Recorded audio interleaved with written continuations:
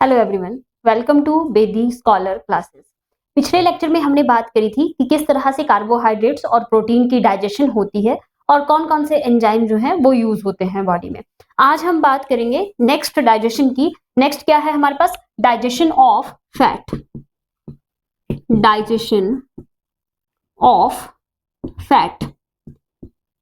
Digestion of fat की बात करते हैं। सबसे पहले सबसे इंपॉर्टेंट बात है हमारे पास कि फैट जो है वो पॉलीमर्स नहीं होते हैं। कार्बोहाइड्रेट्स जो थे वो पॉलीमर थे, मोनोमर यूनिट्स जुड़ती हैं हमारे पास, और जो हमारी प्रोटीन्स थी वो भी क्या थे? पॉलीमर ऑफ अमाइनो एसिड्स थे। अगर हम प्रोटीन को डाइजेस्ट करते हैं तो finally converted into amino acid, और अगर हम कार्बोहाइड्रेट को डाइजेस्ट करते हैं तो वो कन्वर्ट हो जाता है ग्लूकोज में, जिसको हमारी बॉडी यूज कर सकती है। अब फैट की बात करते हैं तो फैट में मैंने आपको सबसे पहले बताया कि फैट जो है वो पॉलीमर नहीं होते। फैट पॉलीमर नहीं है। फैट जो है ये बनते हैं बाय द एस्ट्रिफिकेशन ऑफ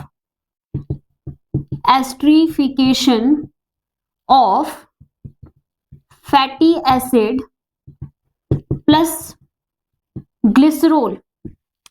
तो फैट हमारे क्या हुए? फैट हैं asters of fatty acid and glycerol. इनकी एस्ट्रिफिकेशन होती है, इनके बीच में रिएक्शंस होते हैं, बॉन्ड बनते हैं, तब हमारे पास जो है वो फैट बनते हैं। तो इट मींस कि जो फैट हैं जो हम कॉम्प्लेक्स फॉर्म में ले रहे हैं उनको डाइजेस्ट करके हमें किस में कन्वर्ट करना है?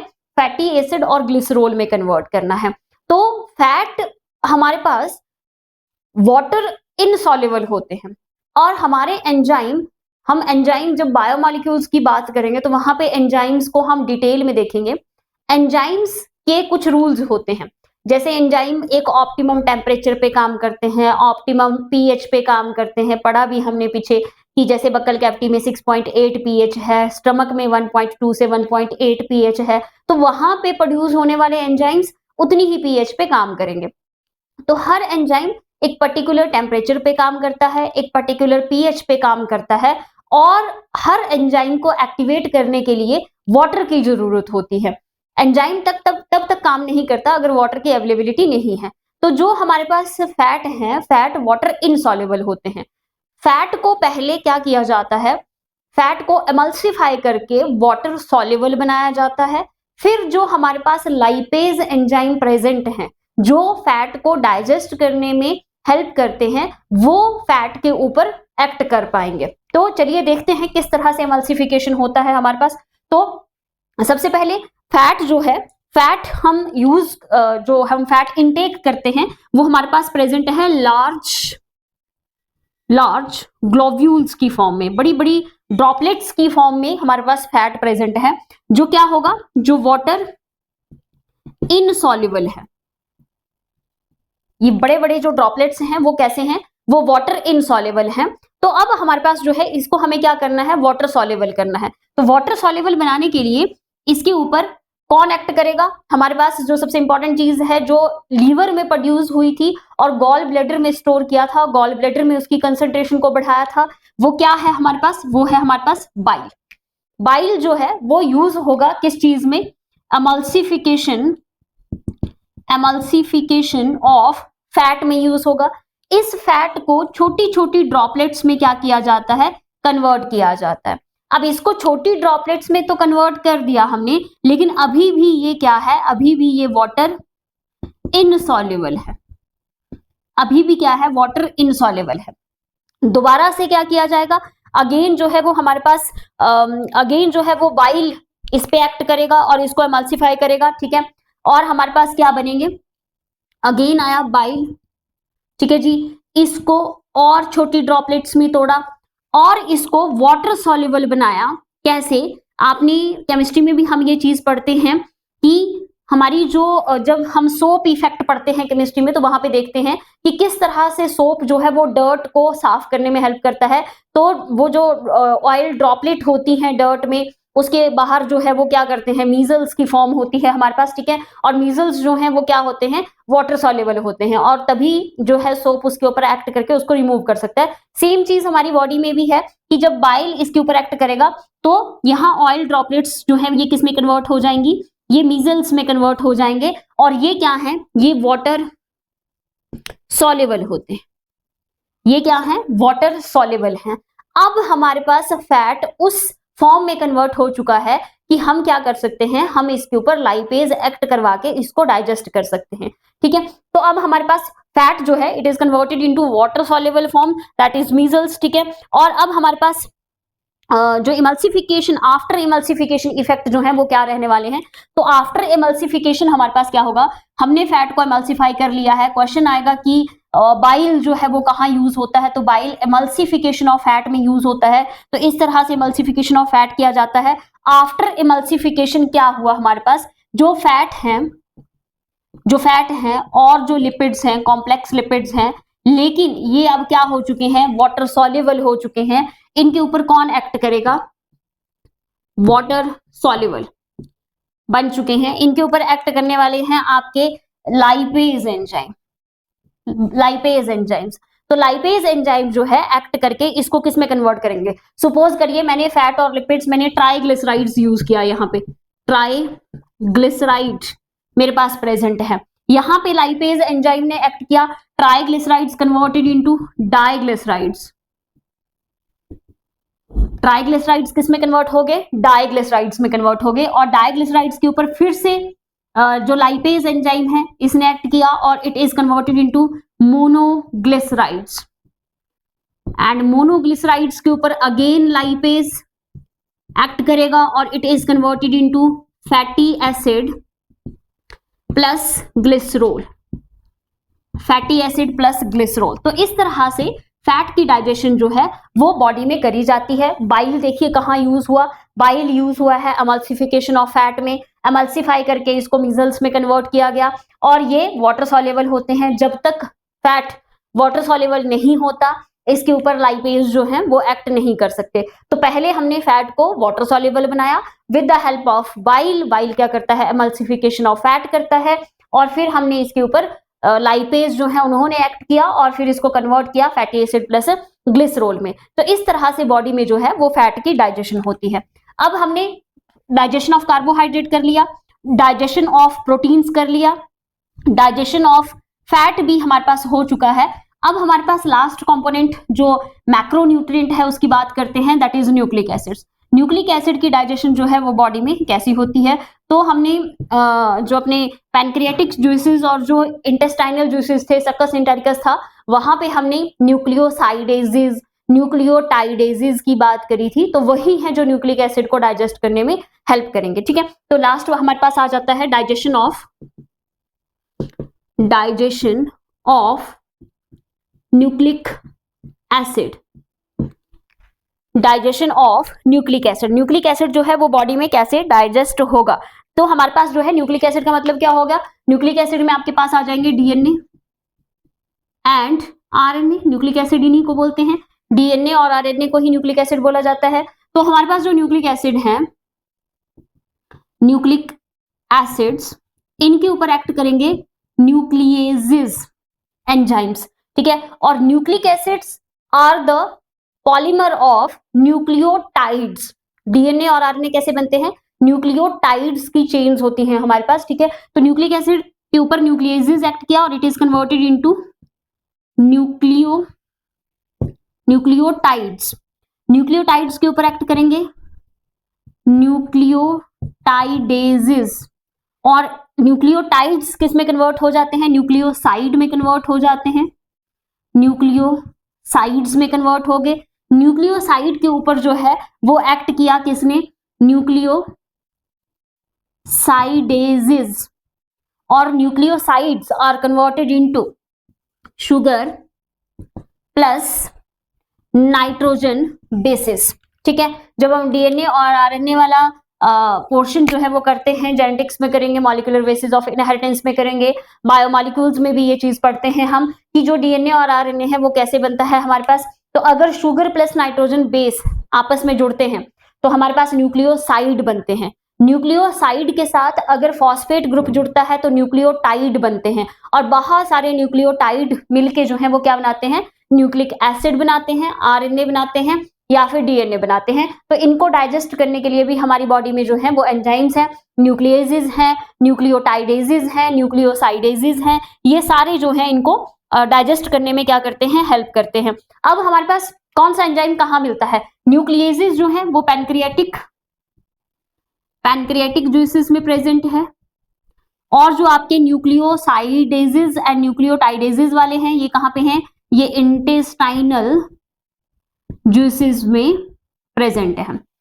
न्यूक्लियेजेस पैनक्रियाटिक जूसेस में है और न्यूक्लियोटाइडेजेस एंड न्यूक्लियोसाइडेजेस कहाँ पे हैं, इंटेस्टाइनल जूसेस में है। तो ये चीजें ध्यान रखनी है। ये बहुत छोटे छोटे क्वेश्चंस है लेकिन पूछ लिए जाते हैं, पूछ लेंगे कि न्यूक्लियोटाइड जो है वो कहाँ पे प्रेजेंट होता है या कहाँ से सिक्रीट होता है ड्यूरिंग डाइजेशन, और न्यूक्लियोसाइड जो है वो कहाँ से सिक्रीट होता है। तो ये सारी चीजों को आपने ध्यान देना है।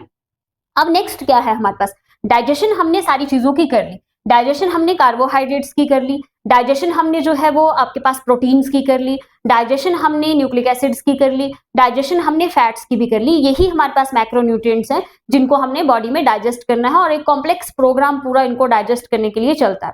तो ये सारी चीजें हमने कर ली। अब एक बार देख लेते हैं कि हमने कार्बोहाइड्रेट को डाइजेस्ट किया, कार्बोहाइड्रेट्स को डाइजेस्ट किया तो कार्बोहाइड्रेट्स किस में कन्वर्ट हो गए, कार्बोहाइड्रेट्स जो है वो ग्लूकोज में कन्वर्ट हुए, किया था, देखा था पीछे हमने। देन आपके पास जो है प्रोटीन्स, प्रोटीन को डाइजेस्ट किया तो प्रोटीन्स किस में कन्वर्ट हो गए, प्रोटीन कन्वर्ट हो गए एमाइनो एसिड्स में।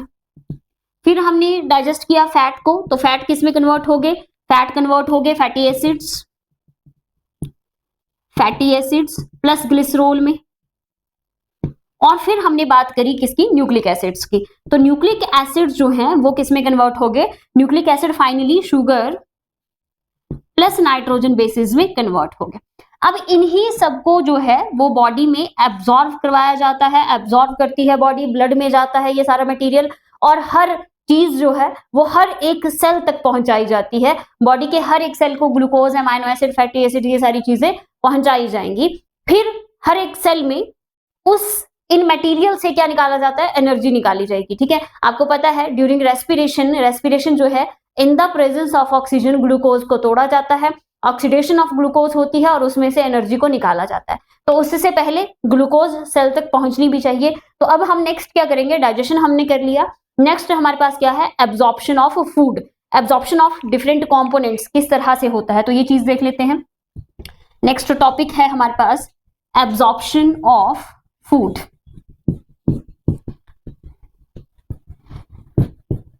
एब्जॉर्प्शन ऑफ डाइजेस्टेड मटेरियल अलग अलग तरह से जो है वो बॉडी में होता है।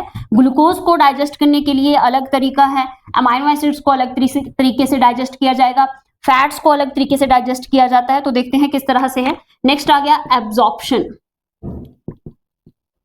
एब्जॉर्प्शन ऑफ डाइजेस्टेड फूड, किस तरह से एब्जॉर्प्शन करवाई जाएगी। तो पहले थोड़ा सा देख लेते हैं कि इंटेस्टाइन में किस तरह की चीजें होती हैं। हमने पढ़ा हुआ है कि जो हमारी इंटेस्टाइन है, इंटेस्टाइन के 3 पोर्शंस थे। स्मॉल इंटेस्टाइन के 3 पोर्शंस हैं हमारे पास, कौन कौन से, ड्यूडेनम है, जुजिनम है और आपके पास इलियम है, पढ़ा था पीछे। तो ड्यूडेनम, जुजिनम और इलियम जो है वो, जैसे हमारा इलियम वाला पोर्शन है वो हाईली कॉइल्ड पोर्शन होता है, जो जुजिनम वाला पोर्शन है वहां पे क्या होती है, बहुत ज्यादा ब्लड वेसल्स होती हैं। तो हाई एब्जॉर्प्शन जो है वो कहाँ पे होती है मटेरियल की, जुजिनम वाले पोर्शन में होती है।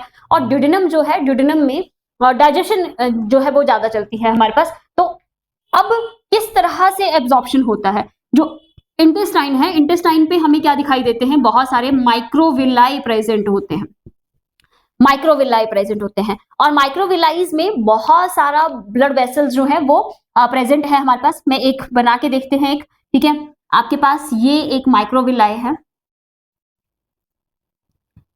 ये इंटेस्टाइन मैंने सारा नहीं बनाया, मैंने जस्ट माइक्रोविलाई का एक पोर्शन बनाया है। इस माइक्रोविलाई में ब्लड वेसल, इसमें ब्लड सप्लाई है, ये ब्लड वेसल है, और इसी के साथ जो है हमारे पास क्या रहता है, एक और सिस्टम है जिसको हम क्या बोलते हैं, लिम्फेटिक सिस्टम। ठीक है, तो लिम्फ नोड भी जो है वो यहां से एंटर करती है, लिम्फेटिक वेसल्स भी जो है वो क्या करती हैं, एंटर करती हैं, किसमें, माइक्रोविलाई में। तो इस तरह की हमारे जो माइक्रोविलाई हैं इंटेस्टाइन के, वहां पे अरेंजमेंट होती है। ये जो है हमारे पास ये माइक्रोविलाई है, माइक्रोविलाई, इंटेस्टाइन का माइक्रोविलाई। ये जो रेड कलर से मैंने बनाया है ये क्या है आपके पास, ये है ब्लड वेसल, ब्लड वेसल, ठीक है। और ये जो ग्रीन कलर से मैंने बनाया है ये क्या है आपके पास, ये है लिम्फ वेसल, जिसको बोलते हैं लैक्टियल। वेरी वेरी इंपॉर्टेंट, ठीक है। जो आपके पास लिम्फ वेसल है जो माइक्रोविलाई में है, प्रेजेंट है, उसको क्या बोलते हैं, लैक्टियल बोलते हैं। ये चीज ध्यान देनी है आपने।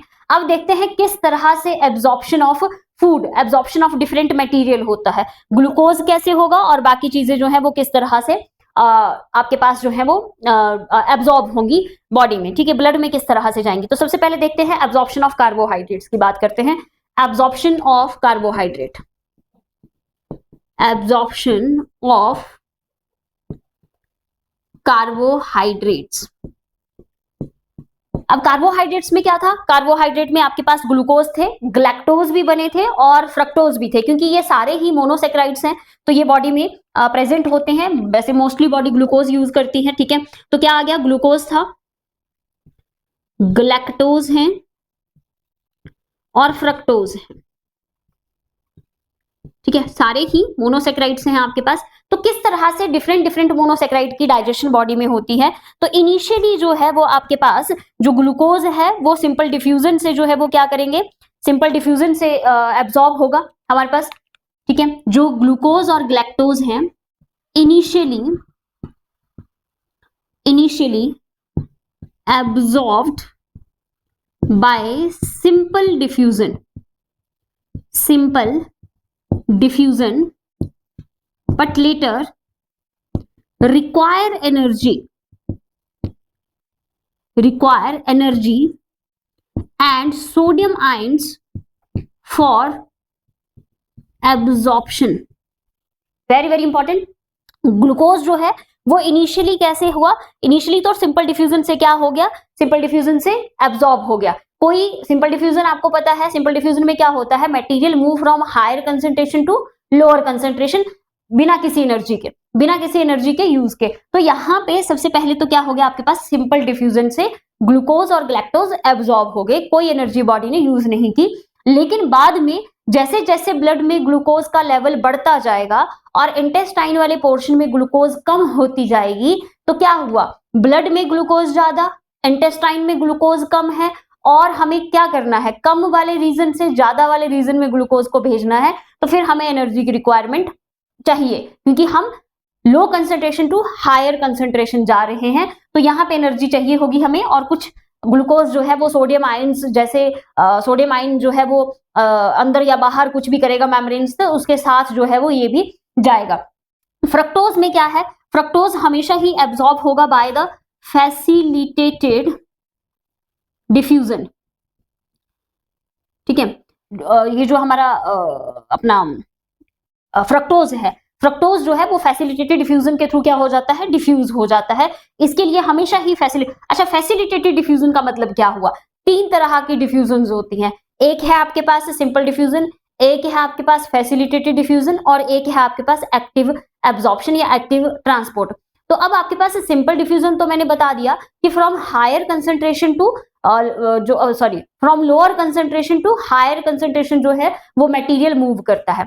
फैसिलिटेटेड डिफ्यूजन में क्या होगा, फैसिलिटेटेड डिफ्यूजन में भी हमें एनर्जी नहीं चाहिए, मटेरियल वही है, lower higher concentration to lower concentration जाएगा, लेकिन उसको कोई फैसिलिटेट करेगा, उसकी ट्रांसपोर्ट को कोई फैसिलिटेट करेगा, और वो कौन होती हैं, वो मेम्ब्रेन में प्रेजेंट प्रोटीन्स होती हैं जो इस ट्रांसपोर्ट को फैसिलिटेट करती हैं, लेकिन कोई एनर्जी खर्च नहीं करनी पड़ती है। तो इसीलिए इसको क्या बोला हमने, फैसिलिटेटेड डिफ्यूजन बोला।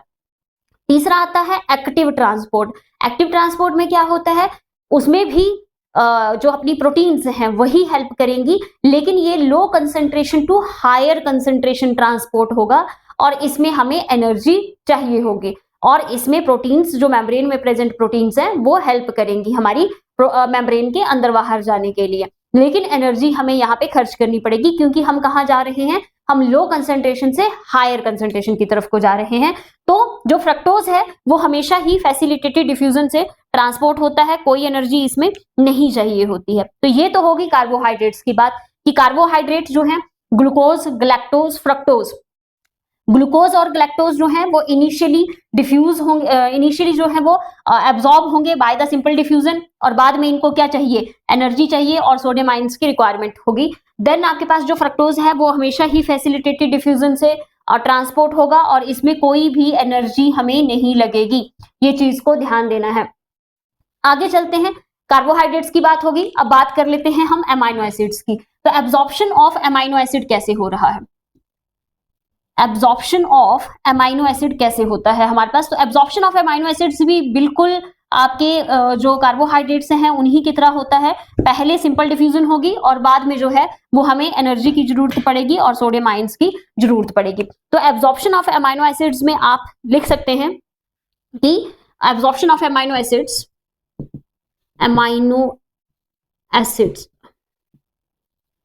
absorption of amino acids is sodium ions dependent absorption. Absorption of amino acid जो है वो सोडियम आयंस डिपेंडेंट एब्जॉर्प्शन होती है, जैसा कि हमने ग्लूकोज और गैलेक्टोज के केस में देखा था। तो इसमें आप इतना ही लिखेंगे कि जो अपने अमाइनो एसिड्स हैं वो किस तरह से एब्जॉर्ब होते हैं, और इनिशियली जो है ये भी सिंपल डिफ्यूजन से थोड़ा बहुत एब्जॉर्ब हो जाते हैं, लेकिन उसके बाद जो है वो हमें क्या चाहिए, उसके बाद हमें सोडियम आयंस और एनर्जी की जरूरत पड़ जाएगी इनमें भी। ठीक है, चलिए सबसे इंटरेस्टिंग है absorption of fatty acids and glycerol, ये कैसे एब्जॉर्ब होते हैं। ठीक है, तो absorption of fatty acids and glycerol,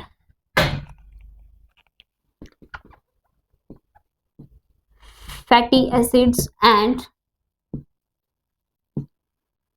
glycerol, ये किस तरह से एब्जॉर्ब होंगे, हमारे पास क्या चीजें रहेंगी और किस तरह से जो है वो एब्जॉर्प्शन जो है वो चलेगा हमारे पास। हमने देखा था कि जब हमने डाइजेशन करी फैटी एसिड्स की, तो फैटी एसिड्स जो है वो किस में कन्वर्ट हो गए थे, फैटी एसिड्स कन्वर्ट हो चुके हैं हमारे जो अपने ट्राइग्लिसराइड्स डाइग्लिसराइड्स थे वो किस में कन्वर्ट हो चुके हैं, fatty acids and fatty acid and glycerol में कन्वर्ट हो चुके हैं। जब ये इंटेस्टाइन के माइक्रोविलाई में एंटर करते हैं, ठीक है, अगर मैं इंटेस्टाइनल पोर्शन बनाऊं जहां पे माइक्रोविलाइज हैं, तो इस तरह से जब इस वाले सेल्स में ये एंटर करेंगे, जब इस वाले पोर्शन में है ना एंटर कर रहे हैं, इनको पता है कि अब एब्जॉर्प्शन होना है हमारा, तो ये क्या करते हैं कि fatty acids and glycerols are converted into again triglycerides, ये दोबारा किस में कन्वर्ट हो जाते हैं, ट्राइग्लिसराइड्स में कन्वर्ट हो जाते हैं, ट्राइग्लिसराइड्स में कन्वर्ट हो जाते हैं। ट्राइग्लिसराइड्स को यहाँ पे क्या किया जाता है, ट्राइग्लिसराइड्स को इसके ऊपर जो है एक लिपोप्रोटीन्स की लेयर बनती है, ठीक है, जिसके बनने से हम इसको क्या बोलते हैं, काइलोमाइक्रॉन्स बोलते हैं। तो ये जो ट्राइग्लिसराइड्स हैं ये कन्वर्ट होते हैं काइलोमाइक्रॉन्स में। किस तरह से काइलोमाइक्रॉन्स में कन्वर्ट होंगे, ये अगर हमारे ट्राइग्लिसराइड्स हैं तो इनके बाहर जो है वो लिपोप्रोटीन की एक लेयर बनती है, ट्राइग्लिसराइड्स कवर्ड बाय लिपोप्रोटीन्स, और ये किस में कन्वर्ट होंगे, काइलोमाइक्रॉन में कन्वर्ट हो गए। वेरी वेरी इंपॉर्टेंट क्वेश्चन आता है यहां से, ये किस में कन्वर्ट हो गए, काइलोमाइक्रॉन्स में कन्वर्ट हो गए। हमारे फैटी एसिड्स और ग्लिसरॉल्स दोबारा से आफ्टर डाइजेशन फिर से किस में कन्वर्ट होते हैं, फिर से जो है ये कन्वर्ट हो जाते हैं ट्राइग्लिसराइड्स में। ट्राइग्लिसराइड्स के ऊपर प्रोटीन की एक कवरिंग आती है, कौन सी प्रोटीन्स, लिपोप्रोटीन्स, और ये किस में कन्वर्ट हो जाते हैं, काइलोमाइक्रॉन्स में कन्वर्ट हो जाते हैं। अब ये जो पूरा माइक्रोविलाई वाला पोर्शन है मैंने बता दिया, यहाँ पे क्या है, यहाँ पे ब्लड वेसल्स हैं आपके, और यहाँ पे आपके जो है वो लिम्फ वेसल्स भी हैं। तो आपकी जो ये काइलोमाइक्रॉन्स की फॉर्मेशन हुई है ये कहाँ जाते हैं, ये जाते हैं लिम्फ वेसल में। ये ब्लड वेसल था और ये क्या था, ये लिम्फ वेसल था आपका। तो काइलोमाइक्रॉन्स एब्जॉर्ब होके कहाँ गए हैं, लिम्फ वेसल में गए हैं, ना कि ब्लड में गए हैं, ब्लड वेसल में नहीं गए हैं। ये ध्यान देने वाली चीज है कि सारी चीजों की एब्जॉर्प्शन ब्लड में होती है, लेकिन जो आपके फैट होते हैं उनकी एब्जॉर्प्शन लिम्फ में होती है। ये बहुत इंपॉर्टेंट है। लिम्फ वेसल्स को लैक्टियल बोला है। तो जो आपके लिपिड्स हैं, जो आपके फैट हैं, वो एब्जॉर्ब होके लैक्टियल में जाते हैं, लिम्फ में जाते हैं, लिम्फ वेसल में जाते हैं, ब्लड वेसल में नहीं जाते हैं, जबकि प्रोटीन्स और जो कार्बोहाइड्रेट्स हैं वो कहाँ जाएंगे, ब्लड में जाएंगे। इस चीज को ध्यान देना, ये बहुत इंपॉर्टेंट क्वेश्चन बनता है यहाँ से। फैट से रिलेटेड जितनी भी चीजें हैं, काइलोमाइक्रॉन्स की बात करी मैंने, ये भी इंपॉर्टेंट है। और एब्जॉर्प्शन जो है वो कहाँ पे होती है, तो एब्जॉर्प्शन आपकी लिम्फ में होगी, लैक्टियल में होगी, ये भी इंपॉर्टेंट है, बहुत इंपॉर्टेंट है। और आपके पास जो है कार्बोहाइड्रेट्स और प्रोटीन की डाइजेशन एब्जॉर्प्शन जो है वो ब्लड में होती है। तो इन चीजों को ध्यान देना है आपने। आपके डाइजेशन कंप्लीट हो गया, कौन कौन सी कंपोनेंट का डाइजेशन कौन कौन से पार्ट में होता है, और एब्जॉर्प्शन भी कंप्लीट हो गया कि कौन कौन से चीजें किस किस तरह से एब्जॉर्ब होती हैं, कौन सी कंपोनेंट जो है वो एब्जॉर्ब होके ब्लड में जाएंगे और कौन से लिम्फ में जाएंगे। ये सारी चीजों को ध्यान देना है। क्वेश्चंस है, एक एक पॉइंट, एक एक शब्द क्वेश्चन है आपके पास। और नेक्स्ट हम करेंगे एसिमिलेशन, किस तरह से एसिमिलेशन होता है, कार्बोहाइड्रेट कितनी एनर्जी देते हैं, प्रोटीन्स कितनी एनर्जी देते हैं, फैट कितनी एनर्जी देते हैं, और बात करेंगे डिसऑर्डर्स की, डाइजेस्टिव सिस्टम से रिलेटेड डिसऑर्डर्स। एंड फिर चलेंगे हम माइक्रोन्यूट्रिएंट्स की तरफ, जिसमें हमारे विटामिन बहुत इंपॉर्टेंट है कि विटामिन जो है वो किस तरह से, कौन सा विटामिन कहाँ से मिलता है, किस विटामिन की कमी से क्या चीज होती है, ये भी यहीं पे कवर कर लेंगे। तो तब तक के लिए मेरे चैनल के साथ बने रहिए, लाइक कीजिए, शेयर कीजिए, सब्सक्राइब कीजिए।